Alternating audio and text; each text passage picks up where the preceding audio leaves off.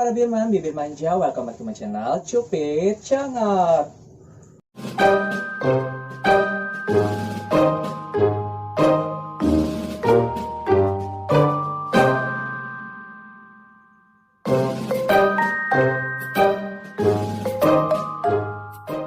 Oke, bincang manja kali ini cuman kedatangan teman yang mempunyai hobi mendaki gunung. Nah, cuman kenal lewat salah satu komunitas pendakian yang ada di Tangerang. Oke, langsung aja ya, kita sambut Bahrul Ulum. Guys, oke. Terima kasih udah menyempatkan hadir di channel aku. Nah, oke. Sekarang perkenalkan diri dulu dong. Hai guys, gua Bahrul. Follow IG gua jangan lupa @luminocious. Ya, udah gitu. Oke, sekarang sibuk apa nih, Bahrul? Kesibukan sih biasa ya, aktivitas kerja mungkin kayak gitu kan. Di tengah corona ini kerja di corona yang tempat kerja yang sedikit rada goyang begitu. Oke, berarti masih aktivitasnya masih pekerjaan Masih ya. kerja. Nah, mengenai Bahrul ini, gue ketemu itu di komunitas apa ya? MDPL ya. MDPL Society. MDPL itu apa sih singkatannya? Itu Itu soalnya baru sekali sih ikut. nggak ada singkatan juga sih sebenarnya, kayak kalau yang kita kan nama komunitasnya MDPL, biasanya kan orang pendaki itu kenalnya MDPL. MDPL sebenarnya meter di atas permukaan laut, cuman kita plesetin jadi MDPL biar anti mainstream aja. Oke, itu komunitas untuk di daerah Tangerang aja ya, anggotanya. Open kok sebenarnya. Kita kalau misal komunitasnya, kalau misalkan mau gabung bisa follow IG-nya mbpl.society. mbplb ya. Oke, nanti ada ya di mbpl.society. Follow aja IG-nya. Kita sebenarnya kalau misalnya mau gabung aja. Kadang-kadang kita juga kalau misalkan ngadain pendakian kayak daerah Jawa luar Tangerang kayak gitu, ada yang gabung juga bareng. Oke. Nah, sekarang akan membahas tentang pendakian ya. Apa namanya? Sudah berapa banyak sih gunung yang udah didaki sama Bahrul ini gitu? Kalau sudah berapa banyak sih, nggak banyak banget karena emang kan kebatas sama waktu juga. Gua kan kerja ya, paling daerah-daerah Jawa paling yang kayak gitu. Tapi mungkin udah puluhan kali ya. Udah kali.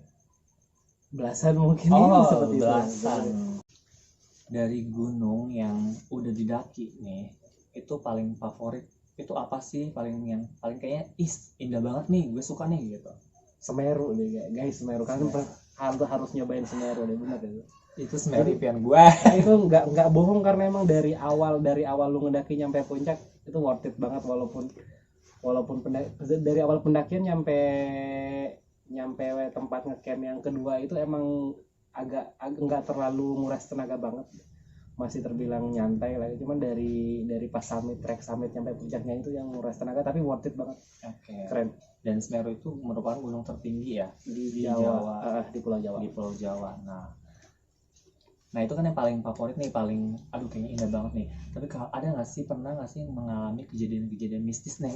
Gue tanya dulu, kejadian mistis di gunung itu ada nggak? Dan gunung apa, terus bisa di-share lah cerita.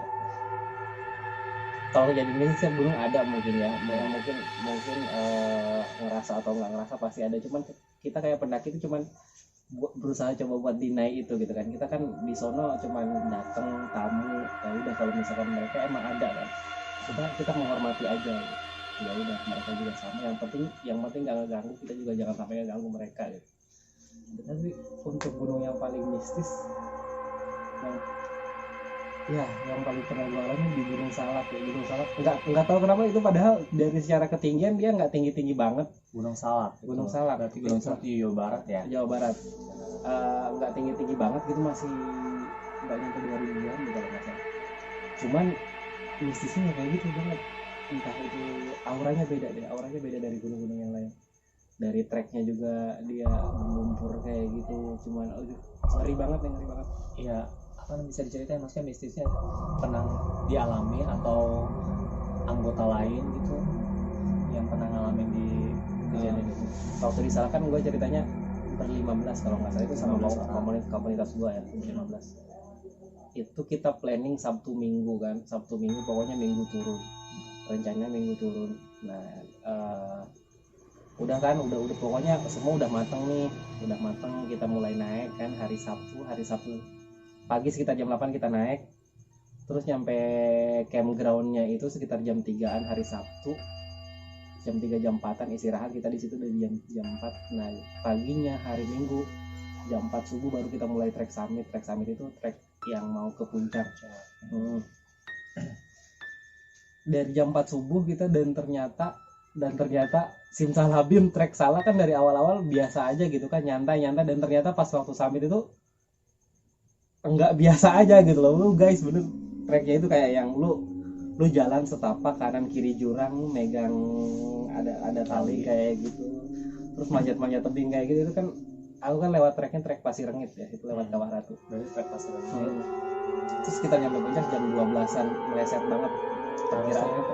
Perkiraan jam 9, kita perkiraan jam 9 nyampe puncak, dan itu ternyata mereka meleset jam 12 baru nyampe puncak. Dari situ juga kita udah ada yang nggak beres nih. Kita meleset dari jam. Nah pas turunnya lebih parah lagi ternyata. Nyampe tempat kita yang tadi ngecamp itu jam 6 sore, sekitar maghrib kita baru nyampe tempat kita ngecamp. Sementara pas waktu balik itu kita kan harus ngelewatin Kawah Ratu. Di Kawah Ratu itu nggak boleh, tidak dianjurkan untuk lewatin kawah malam hari, karena emang dia kan beracun. Kalau malam lebih beracun lagi, belerangnya lebih beracun lagi ke badan. Apalagi ditambah waktu itu habis hujan, dan itu bisa lebih parah lagi. Kita udah, cuman hari Senin kan kita kerja ya, banyak pada kerja semua anggota kita. Jadi maksain pokoknya pulang. Ya udah, bismillah.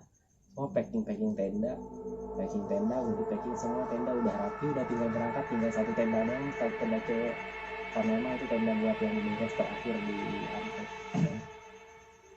Dan ternyata ada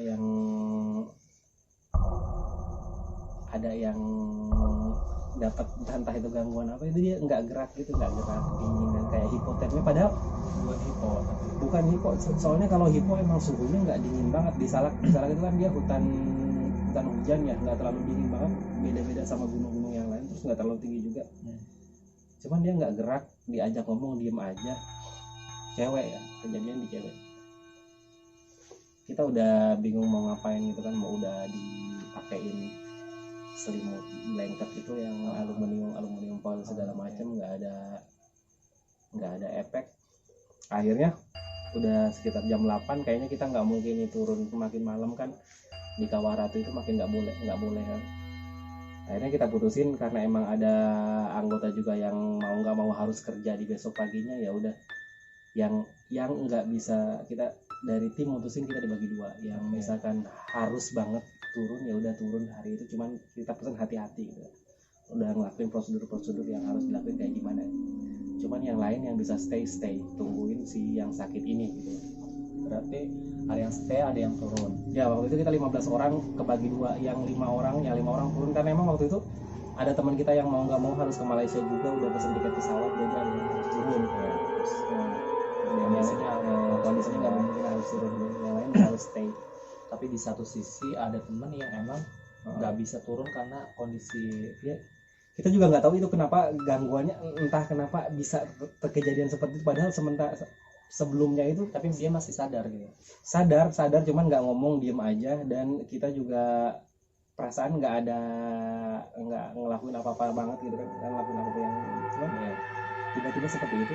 Entah gimana, dari awal juga ada temen ada yang ngerasa kayak ada yang nangis kayak gitu, ngedengar suara orang nangis baru datang di campground itu, kayak suara orang nangis. Cuman kan namanya pas waktu di gunung kan kita biasa ada tata keramanya, kita nggak cerita dulu nih. Misalkan dengan sesuatu mistis itu kita pasti nggak bakal cerita, kita pasti diem aja, kita keep sendiri biasanya. Cuman waktu itu yang ngedenger bukan satu orang, itu dua orang yang suara-suara kayak orang nangis dari pojokan hutan, dan itu posisinya jam-jam sebelum mau maghrib. Cuman ya kita keep biasanya kan kita cerita udah nyampe base camp baru kita cerita. Ketawa jadi di situ. Dan ternyata di tempat campgroundnya itu emang dia deket tempat yang dulu helikopter pesawat jatuh gitu loh. Sukhoi itu emang jatuhnya di di Salak ya. betul. Oh, Kita kan ngelewatin helipad yang bekas apa tuh, bekas yang evakuasi kayak Evakuasi, gitu. ya. Lumayan seperti itu. tapi pada akhirnya berarti kalian itu menginap 1 hari lagi. Menginap 1 hari lagi dan kita udah dikasih wanti-wanti sama pihak base camp bahwa nggak boleh sebenarnya kalau lebih dari waktu yang ditentukan gitu kan. Cuman kan kita mau nggak mau ya, karena namanya kondisi urgent. kesehatan ya. Dan untungnya alhamdulillah paginya si cewek ini udah membaik gitu. Sampai alhamdulillah enggak diapain, cuman kita ya paling tidurnya barengan gitu kan, satu tenda itu diusahain dia anget gitu, jangan sampai hilang kesadaran, benar diajak ngomong. Jadi dia sadar sebenarnya, cuman kayak geleng-geleng kayak gitu, nggak ngomong doang, kayak geleng-geleng misalkan denger nggak, geleng-geleng kayak gitu. Tapi dia nggak bisa berdiri juga gitu. Nggak bisa berdiri nggak bisa jalan, makanya dia tidur aja. Cuman diajak ngomong, kita terus ngajak ngomong kayak itu, berusaha komunikasi. Dibilang kesurupan, ini bukan kesurupan juga, karena emang dia masih ada sadar. Mungkin kayak apa ya, kayak sleep paralysis, bukan sleep paralysis ya, seperti itulah. Itu orang yang bersangkutan kapok naik gunung. Oh enggak kapok, karena emang ceweknya strong kan, dia gitu. udah sering naik gunung juga, dan itu emang jadi pengalaman banget gitu loh. Oh ya mungkin kalau naik gunung kita harus lebih prepare, mungkin fisik apa segala macam. Itu nggak boleh ngomong asal ya. nggak boleh ngomong asal kayak gitu juga. Nah kan kalau naik gunung itu kan jalan ya trek yang namanya berarti ya.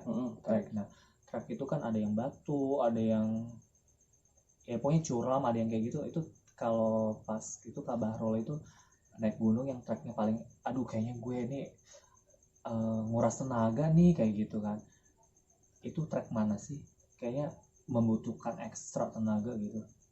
Sebenarnya tiap trek ada tiap gunung ada apa namanya, karakteristiknya masing-masing ya. Oh gitu ya.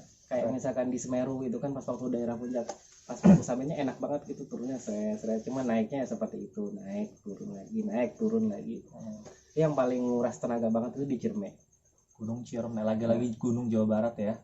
Gunung Ciremai, dan itu gunung tertinggi di Jawa Barat ya. Iya, gunung di Jawa Barat. Ciremai. Itu kenapa nguras banget sebenarnya mungkin buat beberapa orang itu biasa aja gitu. Cuman pas waktu aku ke Ciremai itu kebenaran lagi musim hujan. Dan dari pertama naik sampai puncak sampai balik kondisinya hujan. Itu lu bayangin, lu bawa carrier, misalkan carrier lu 8 kilo. Kalau keadaan carrier lu kering, ditambah kalau misalnya pas hujan carrier lu basah, bisa berkali-kali lipat. Itu bener-bener nguras tenaga banget. Itu dari yang seharusnya nyampe bawah itu pokoknya meleset dari target karena emang kondisi jalan yang nggak memungkinkan buat cepet, dan kondisi badan juga udah kurang fit. Kurang tidur kan, namanya naik gunung pasti kurang tidur. Basah pula, jatuh lagi, aduh itu sumpah. Sempat mikir kapok gara-gara di situ. Coba pas waktu udah nyampe puncaknya kita kebayar lagi. Iya benar kan, udah tau naik gunung tuh capek gitu ya. Terus kayaknya nyusahin diri sendiri, tapi kenapa sih mesti dilakuin gitu loh? Apa sih yang buat motivasinya tuh nggak kapok gitu, atau enggak ya terus untuk naik gunung gitu? Yang pertama rutinitas sih, kayak rutinitas kerja lo, rutinitas kayak misalkan lu rutinitas perkotaan sehari-hari monoton lu kerja Senin, Selasa, Rabu, Kamis, Jumat kerja, Sabtu, Minggu lu nggak bisa kemana-mana. Misalkan kali-kali pengen refreshing, lu pengen ke hutan atau ke laut. Nah itu sebenarnya yang bisa ngobatin kejenuhan seperti itu ya itu obat jiwa ya itu. Ya. Walaupun nguras fisik, tapi di atas itu kayak ada kepuasan tersendiri gitu loh. Kayak misalkan lu naik nih ke gunung mana, oh gua pengen ke gunung ini gitu ya. Di tengah jalan lu hampir nyerah, itu sebenarnya filosofinya kayak filosofi kehidupan aja sih. Soalnya gua sih pengen nih ya naik gunung tapi naik helikopter gitu langsung nyampe puncak. Ngadi-ngadi tapi nggak ada, jadi ya udah ya. Oke, tadi kan itu suka duka ya naik gunung gitu ya. Ada ya emang pas bersakit-sakit dulu, tapi udah ngeliat puncak kayaknya udah terbayarkan gitu. Nah ada nggak sih gunung impian atau gunung yang belum gua kesampaian nih, gunung apa? Aku pengen di luar Pulau Jawa sih. kayak misalkan Sumatera gitu. Sumatera bisa, pengen ke Lombok sih yang belum, aku dari dulu pengen ke Lombok dari tahun berapa, belum pernah ke Rinjani. Oh, Gunung Rinjani. Rinjani kayaknya keren banget deh, pengen banget ke situ, cuman belum sempat karena biaya dan waktu ya. Yes. Kalau ada sponsor yang mau sponsorin itu boleh. Ya semoga aja sampai sana ya. Amin. Nah, sekarang ini kan lagi marak banget ya, itu anak-anak muda itu tuh semua itu sekarang kayaknya naik gunung itu udah jadi suatu habit kali ya, udah hobi banget, udah semua kan naik anak gunung sekarang udah semua aja gue naik gunung-gunung itu udah naik sekarang udah dibuka aja udah penuh banget gitu kan. Itu ada nggak sih tips buat para pemula yang baru mau mendaki gitu seperti saya gitu yang mau mendaki gunung, ada nggak sih tips-tips khusus biar kita nyampe puncak atau sehat khusus sih nggak ada sih.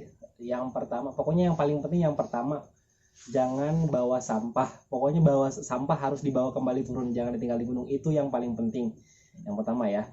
Kemudian untuk dari kitanya sendiri persiapan fisik itu harus minimal olahraga lah, lari misalkan, apalagi kalau misalkan belum pernah sama sekali, coba lari dulu, lari kecil, jogging pagi-pagi, itu buat melatih otot kita biar lebih kuat nanti di sono. Terus manajemen logistik harus pintar tuh, manajemen logistik. Kayak logistik ya, nggak boleh kehabisan. Pastiin dulu nih gunungnya bakal ada air apa enggak di sana. Biasanya kan ada beberapa gunung yang emang nggak ada air. Kalau misal syukur-syukur kalau dapat gunung yang ada airnya itu bagus. Cuman kalau nggak ada airnya, lu harus perhitungkan tuh, misalkan lu minumnya berapa banyaknya buat misalkan 2 hari ini, terus buat masak apa segala macam itu. Dan usahakan kalau misalkan mau naik gunung minimal ada 1 orang yang udah pernah ke gunung tersebut atau udah ngerti lah, udah berpengalaman. Berpengalaman. Maksudnya dia lebih bisa aware nih apa yang bakal terjadi di sono gitu. Ya udah bisa cara mengatasinya juga ya, seperti itu. Oke, nah itulah tips buat kalian yang pengen mendaki gunung gitu. Jadi jangan jangan menyepelekan lah ibaratnya gue naik gunung aja gitu, karena sekarang banyak banget kasus-kasus kejadian yang nggak diinginkan gitu ya kan. Banyak sekali gitu ya, itu karena mungkin salah satunya karena dia menyepelekan gitu ya, nggak latihan dulu, nggak olahraga dulu. Oke, kayaknya obrolan kita udah cukup ya gitu ya. Intinya sih kalau kita mau naik gunung karena kita bertamu gitu ya kan, jadi jangan sembarangan dari ucapan, perbuatan apalagi. Dan yang penting nih sampah gitu. Jangan sekali-sekali bawa tadi apa? Jangan tinggalin sampah. Iya, jangan tinggalin sampah gitu. Bawa turun sampah. Oke, sampai di sini obrolan gue sama Kak Bahrul ya, yang suka sekali hobi naik gunung gitu ya. Dan buat kalian yang baru mau naik gunung ya, tadi tips-tipsnya semoga bermanfaat buat kalian gitu. Oke, jangan lupa ya di like, subscribe, terus juga di share, komen, dan tadi IG-nya Kak Bahrul. Jangan lupa IG @luminosios. Iya. Oke, dadah.